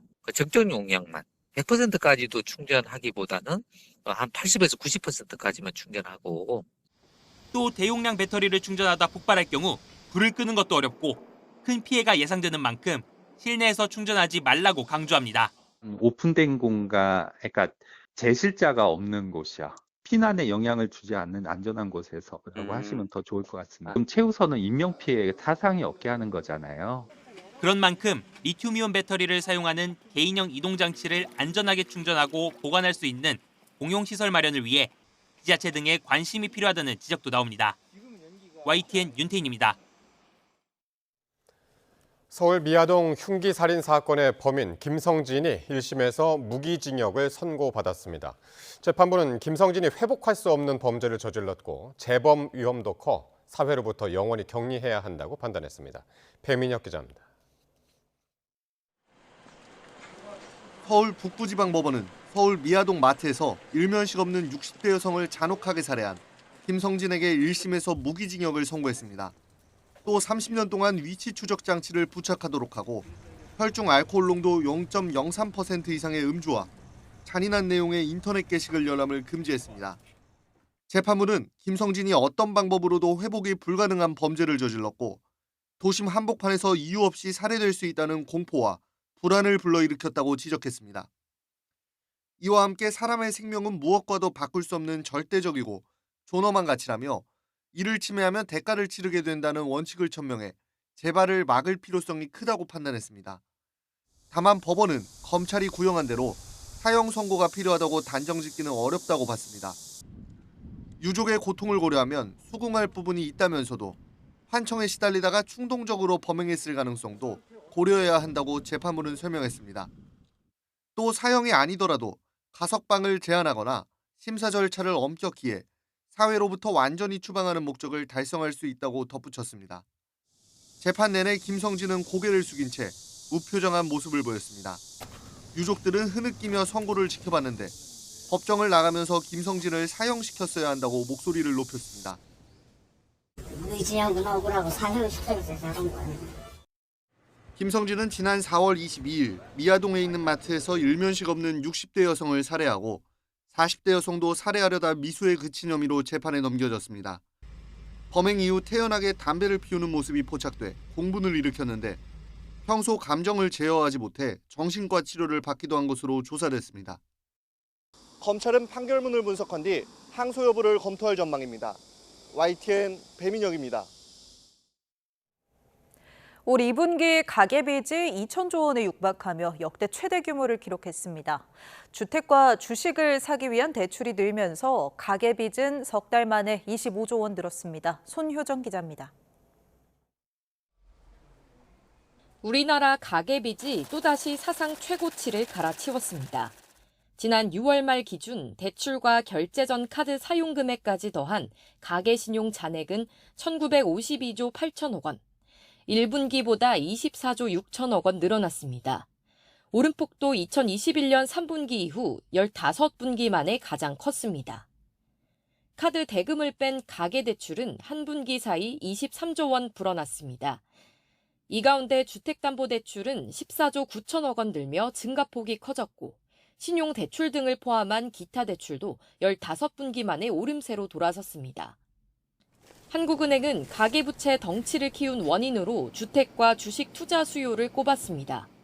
지난 2월 이후 늘어난 주택 거래량이 시차를 두고 영향을 미친 데다 주가가 오르면서 증권사 신용 공여액도 증가했기 때문입니다. 7월부터 627 대출 규제와 스트레스 DSR 3단계가 시행되면서 가계대출 증가세는 한풀 꺾였지만 안심하긴 이르다는 게 한은의 판단입니다.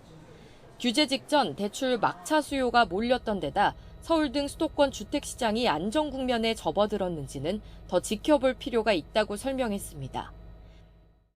주택매매 거래가 지난 6월까지 높은 수준을 유지한 만큼 주택 구입용 주담대를 중심으로 좀 당분간 높은 증가세를 보일 수 있고 가계부채 흐름은 오는 28일 한국은행의 기준금리 결정에도 영향을 미칠 전망입니다.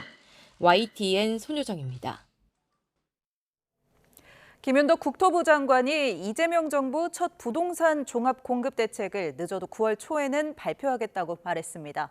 김 장관은 오늘 국회 국토교통위원회 전체 회의에 출석해 이르면 이번 달 안에 부동산 공급 대책을 발표하는 것이 원칙이지만 대통령 순방 일정도 있으니 늦어도 9월 초에는 발표할 생각이라고 말했습니다. 또 627 대출 규제 대책이 진통제였는지 치료제였는지 묻는 야당 의원 질문에 부분 치료제라고 생각한다면서 수요 억제책으로 쓰인 대책이라고 답했습니다. 노동조합법 개정안, 이른바 노란봉투법 본회의 처리가 임박한 가운데 경제계는 법이 통과되면 산업 생태계가 무너져 산업 공동화가 현실화할 수 있다며 반대 목소리를 키우고 있습니다. 하지만 여당은 물론 이재명 대통령 역시 노동에서도 세계적 수준을 맞춰야 한다며 관철 의지를 드러냈습니다. 보도에 박기환 기자입니다. 전국 곳곳의 경제인들이 국회의사당 앞에 모였습니다. 노동조합법 개정안, 이른바 노란봉투법 본회의 상정을 앞두고 반대 의사를 전하기 위해서입니다. 노조법 개정 반대한다! 이들은 노란봉투법이 통과되면 원청업체 홀로 수천 개의 하청업체 노동조합을 상대해야 하고 중대투자 결정까지 쟁의 행위에 가로막힐 수 있다고 지적했습니다. 견디지 못한 원청기업이 도급 계약을 끊고 해외 이전에 나설 수 있다고 경고했습니다. 원청기업은 국내 협력업체와 거래를 단절하거나 해외로 이전할 수밖에 없습니다. 이로 인해서 국내의 중소협력업체가 도산하면서 국내 산업의 공동화 현상이 현실화되고 중소기업계는 김영훈 고용노동부 장관을 만나 대응이 어려운 중소기업들의 피해는 더 광범위할 수 있다는 우려도 전했습니다.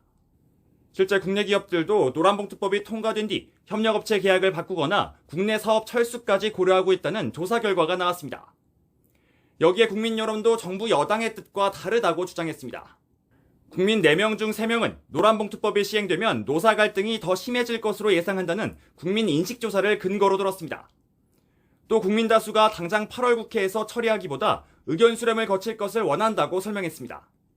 이재명 대통령과 미국, 일본 순방을 함께할 경제인들도 간담회 자리에서 노조법 개정에 대한 우려를 표했습니다. 하지만 이 대통령은 세계적 수준에 맞춰야 한다며 관철 의지를 분명히 했습니다.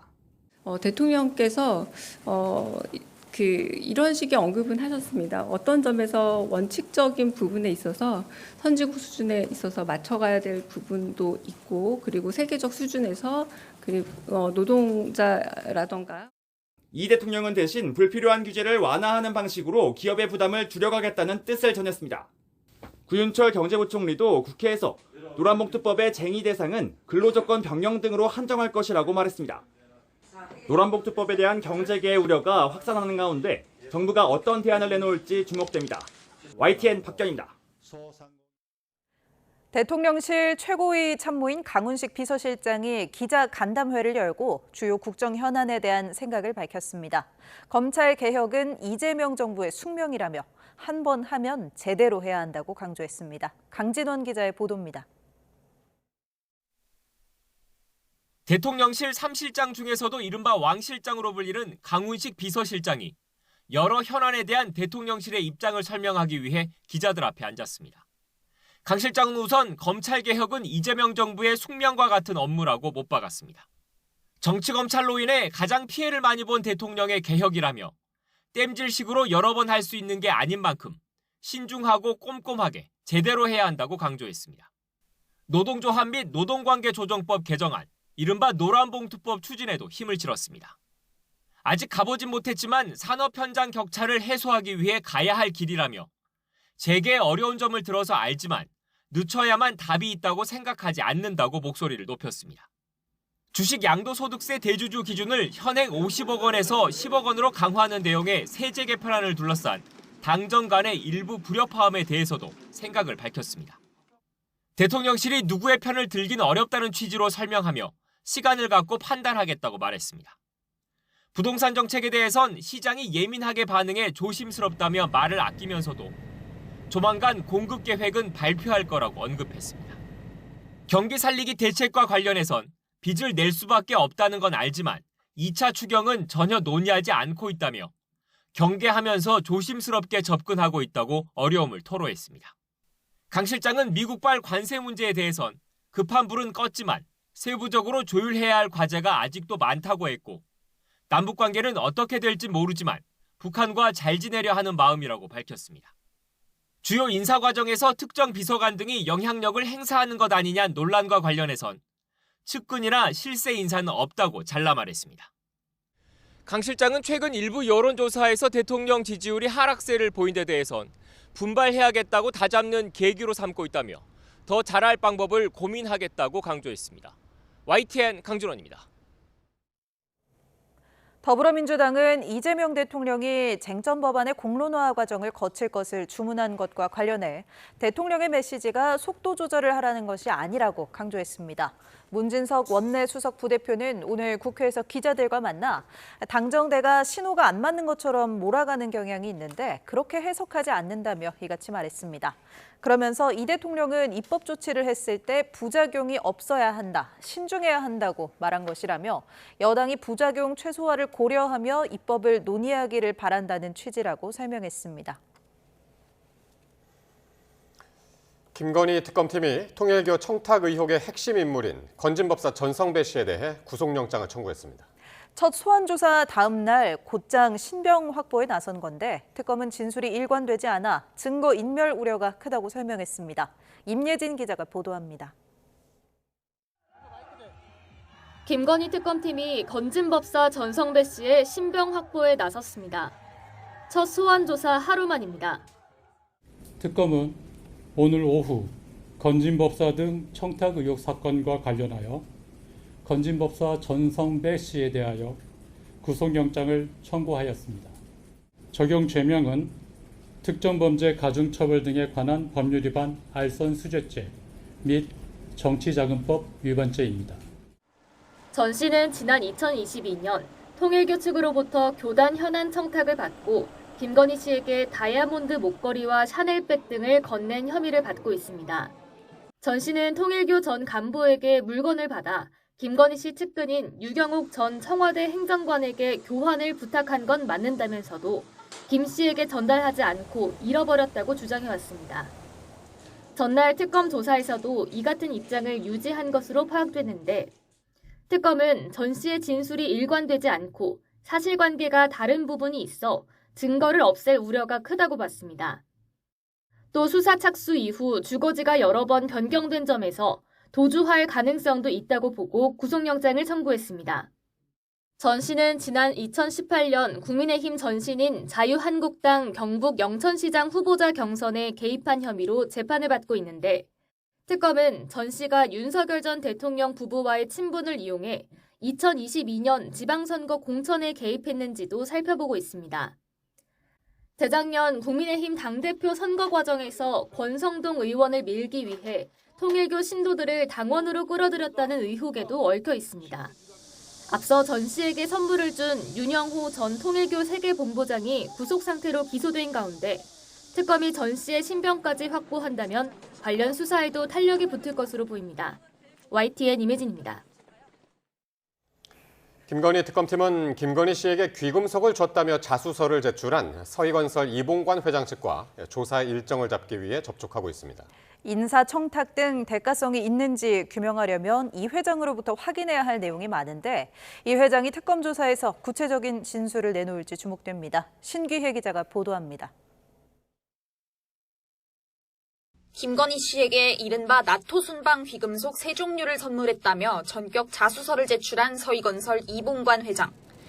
자수서엔 2022년 김건희 씨에게 반클리프 목걸이와 티파니 브로치, 그라프 귀걸이를 전달했다는 내용이 담겼습니다.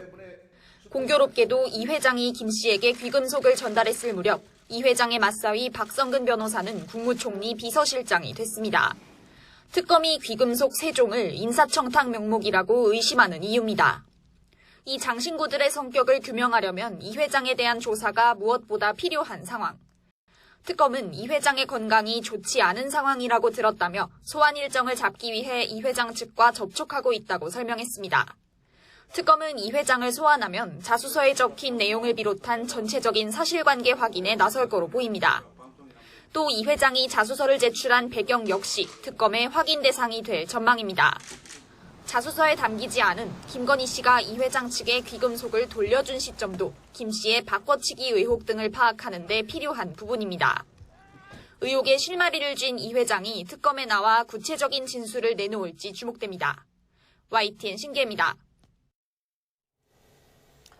김건희 특검팀이 구속심사에 불출석하고 잠적한 삼부토건 이기훈 부회장 겸 웰바이오텍 회장에 대해 공개 수배에 나섰습니다. 박상진 특검보는 오늘 정례 브리핑에서 경찰청 국가수사본부에 삼부토건 주가 조작 혐의를 받는 이 부회장을 긴급 공개 수배해달라고 요청했다고 밝혔습니다. 지난달 17일 이 부회장이 구속 전 피의자 신문에 불출석하고 도주하자 특검은 체포영장을 발부받아 추적에 나섰지만 현재까지 신병을 확보하지 못했습니다. 김건희 씨가 내일 특검 조사에 출석하기 어렵다며 불출석 사유서를 제출한 가운데 특검은 오는 21일 소환을 다시 통보했습니다.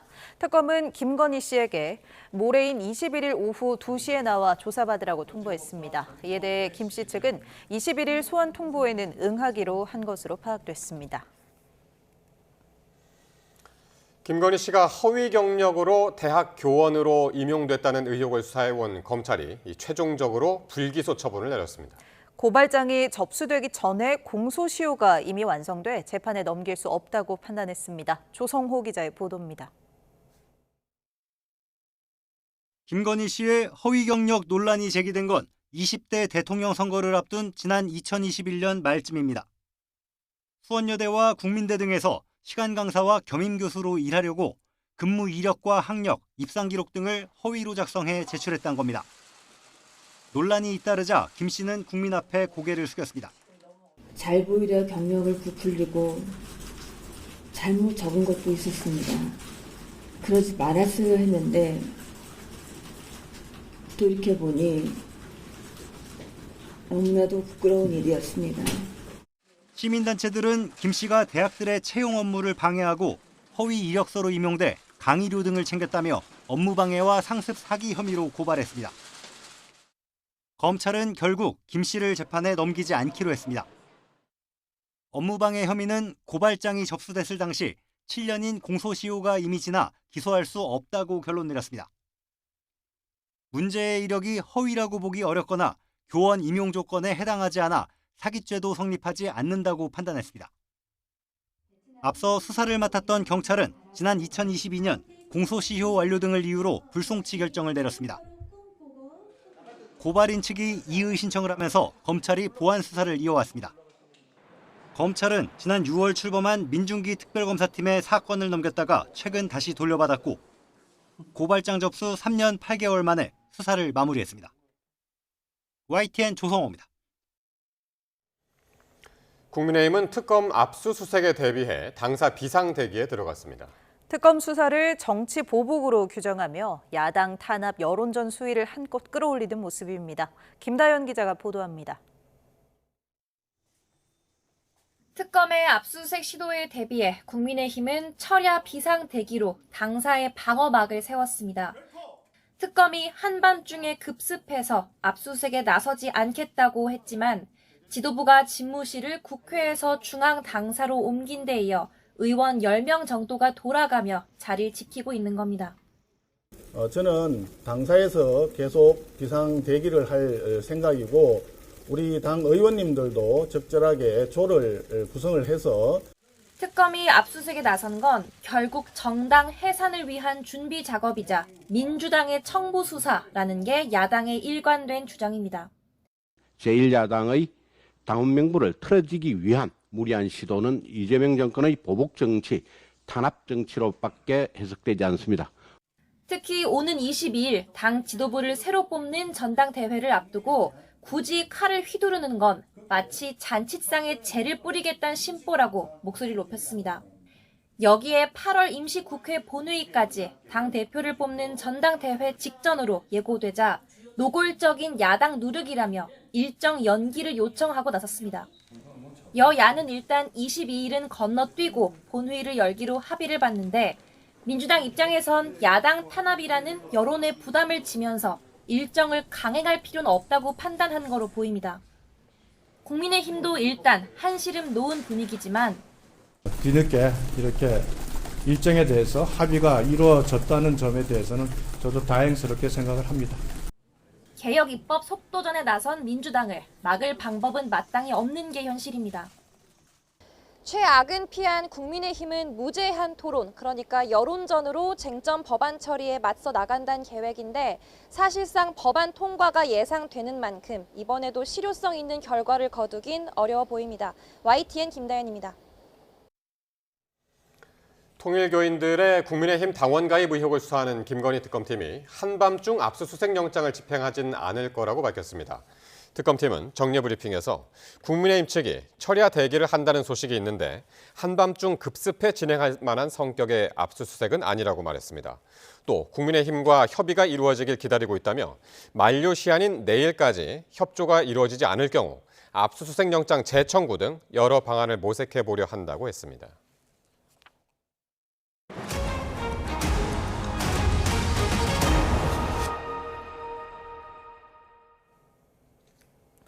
미국과 러시아의 정상회담 사흘 만에 젤렌스키 유럽 정상들과 만난 트럼프 대통령이 미국도 우크라이나에 대한 안보 보장에 관여하겠다고 말했습니다. 젤렌스키 대통령은 또 다른 핵심 쟁점인 영토 문제는 3자 회담에서 논의하겠다며 선을 그었습니다. 워싱턴 홍상희 특파원입니다. 6개월 만에 젤렌스키 대통령과 마주 앉은 트럼프 대통령이 먼저 우크라이나의 안전 보장에 미국이 관여할 거라고 말했습니다. 미군이 우크라이나에 주둔할 가능성도 배제하지 않았습니다. They are first line of defense because they're there. They're Europe, but we're going to help them out also. We'll be involved. 젤렌스키 대통령도 미국의 모든 지원이 필요하다고 촉구했습니다. is, do you need from President Trump to be able to make a deal? Is it American troops, intelligence, equipment? Everything. Strong Ukrainian army. That's what I began to discuss with your colleagues. And it's a lot about weapon and then people and training missions and intelligence. 1시간 반 동안 진행된 양자회담 뒤 곧바로 유럽 정상들이 참여하는 다자회담이 이어졌습니다. EU 집행위원장과 나토 사무총장, 유럽 5개국 정상까지 달려와 얼굴을 마주한 9명의 정상들은 전후 우크라이나에 대한 안보 보장을 위한 집단 방위 구상을 구체적으로 논의했습니다. 백악관 집무실에서 추가 회담이 진행됐을 정도로 분위기도 순조로웠습니다. 푸틴 대통령이 요구한 돈바스 지역 등 영토 교환 문제도 핵심 의제였지만 젤렌스키 대통령은 영토 문제는 러시아와 우크라이나가 결정할 것이라고 밝혔습니다. 젤렌스키 대통령이 영토 문제는 푸틴 대통령까지 참여하는 회담에서 논의하겠다고 밝히면서 결국 우크라이나 전쟁 종전을 위한 최종 협상도 이들 3자 협상에서 이루어질 것으로 보입니다. 워싱턴에서 YTN 홍사입니다. 미국과 유럽이 우크라이나의 안전보장 제공을 검토하는 가운데 이시바 시게루 일본 총리도 적극 개입하겠다는 뜻을 밝혔습니다. 이시바 총리가 외교 무대에서 성과와 존재감으로 정치적 위기 국면을 타개하겠다는 의지도 반영된 것으로 보입니다. 도쿄에서 김세우 특파원의 보도입니다. 젤렌스키 우크라이나 대통령, 유럽 정상들이 미 백악관에서 모인 가운데 미국과 유럽이 우크라이나에 대한 안보 제공 검토에 나섰습니다. 이에 이시바 총리는 법 제도, 능력 측면을 잘 검토하면서 일본이 해야 할 역할을 할 것이라고 밝혔습니다. 전날도 이시바 총리는 우크라이나의 지속적인 평화를 강조했습니다. ウクライナに公正で永続的な平和、これが実現するというような道筋ができること、これを強く期待をいたしております。 우크라이나의 안전 보장에 일본도 적극적으로 개입하겠다는 뜻을 사실상 표명한 겁니다. 유아야 다케시 외무상도 요한 바데풀 독일 외무장관과 우크라이나 정세에 긴밀히 협력하기로 했습니다. G7 のメンバーでもある日本とドイツ両国が価値や原則を共有する重要なパートナーとして緊密に連携していくことは極めて重要であります。 이시바 정부의 이 같은 입장은 국제사회의 최대 안보 현안 중 하나인 우크라이나 안보에서 외교적 영향력을 확대하려는 측면이 있습니다. 또 미국이 우크라이나 안전 보장 구축에 유럽 이외의 국가와도 협력하겠다고 한 만큼 이에 보조를 맞추려는 것으로도 해석됩니다. 참의원 선거 패배로 다음 달 조기 총재 선거 가능성까지 나오는 등 정치적 궁지에 몰려있는 이시바 총리. 이시바 총리가 외교, 안보에서의 성과와 존재감으로 본인의 위기를 타개할 실마리를 마련할 수 있을지 주목됩니다. 도쿄에서 YTN 김세호입니다. 서울 중부경찰서는 지인을 스토킹한 혐의로 그룹 UN 출신 배우 최정원 씨를 입건했습니다. 최 씨는 최근 알고 지내던 여성의 집에 찾아가는 등 스토킹한 혐의를 받습니다. 경찰은 법원에 최 씨에 대한 긴급 응급 조치를 신청해 승인받았습니다. 긴급 응급 조치는 스토킹 가해자에 대해 피해자 주거지 100m 이내 접근과 휴대전화 등 전기통신을 이용한 연락을 금지하는 조치입니다.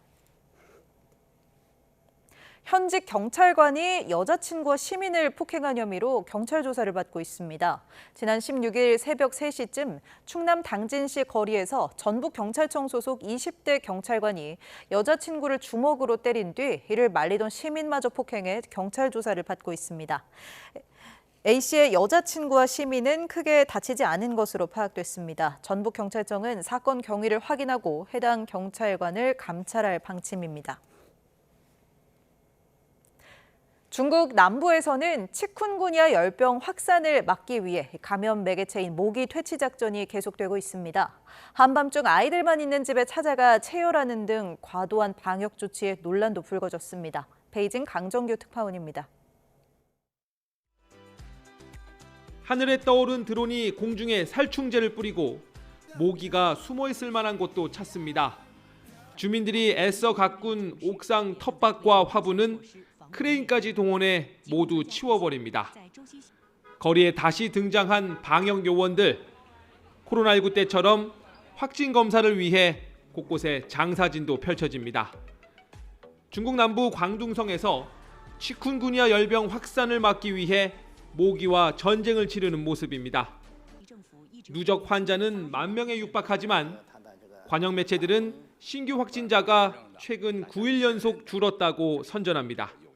目前我们气管感染热疫情的快速上升的势头已经得到了初步的遏制，它的防控效果在逐渐的显示。 그러나 빈집에 멋대로 들어가 소독을 하는 등 과도한 방역 조치에 주민들은 반감도 드러냅니다. 특히 새벽 1시 부모가 야근을 나가고 집을 비운 사이 자녀들의 피를 뽑아갔다는 소식이 여론에 불을 지폈습니다. 去到之后呢，才发现就是说是2个小朋友，所以呢，我们也是小朋友同意之后呢，我们就进行那个抽血采样。那天我们近乎是通宵工作。 하수구에 친 모기장 탓에 되려 물이 고여 장구벌레 서식처가 된 것도 조롱의 대상이 됐습니다.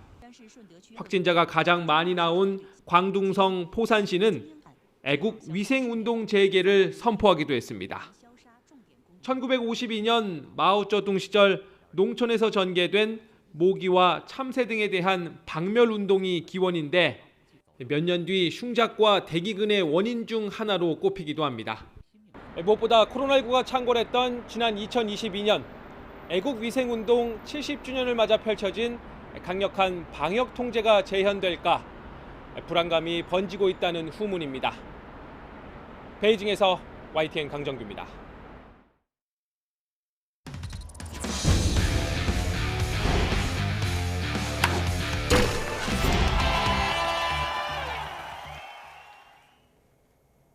한국 시리즈를 겨냥한 LG의 과감한 선택은 일단 적중했습니다. 새로 데려온 토러스트가 2경기째 무실점 투구를 펼치며 2승째를 따냈고 롯데는 9연패를 당했습니다. 프로야구 소식 이경재 기자입니다.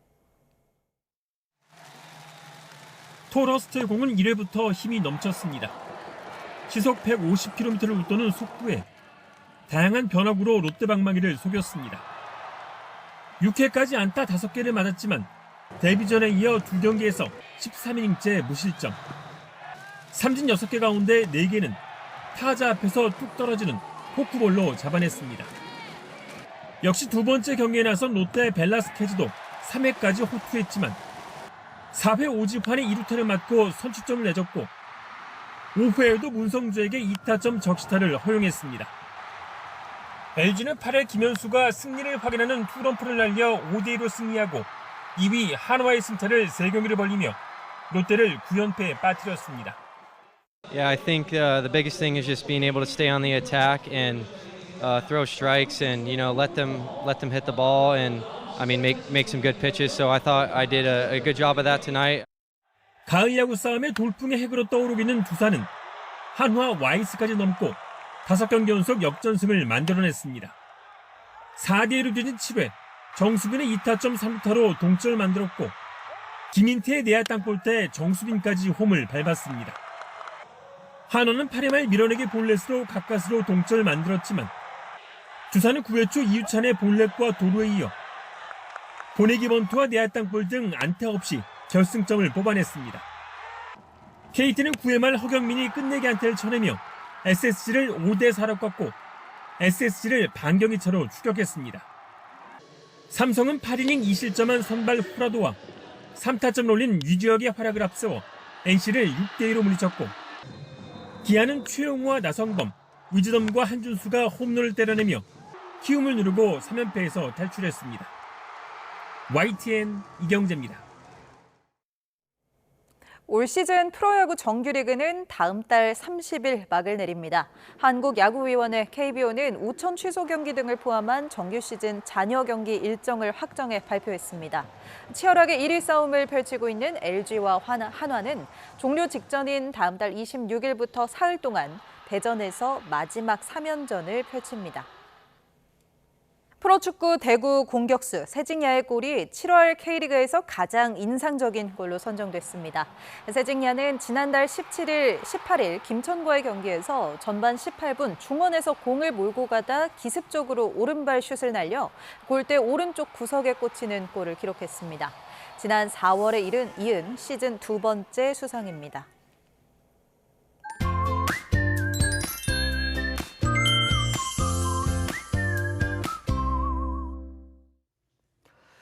무더운 날씨가 계속되고 있습니다. 기온도 기온이지만 습도까지 높아 불쾌감이 더 심하게 느껴지고 있는데요. 대부분 지역에 폭염특보가 발효 중인 가운데 우선 오늘 밤 사이에도 열대야 기준인 25도 이상을 유지하는 곳이 많겠고, 한낮에는 서울 31도, 대전 33도, 광주 35도, 대구 34도까지 오르며 무척 덥겠습니다. 목이 마르지 않더라도 수분을 섭취하는 등 건강 관리 잘해 주시기 바랍니다.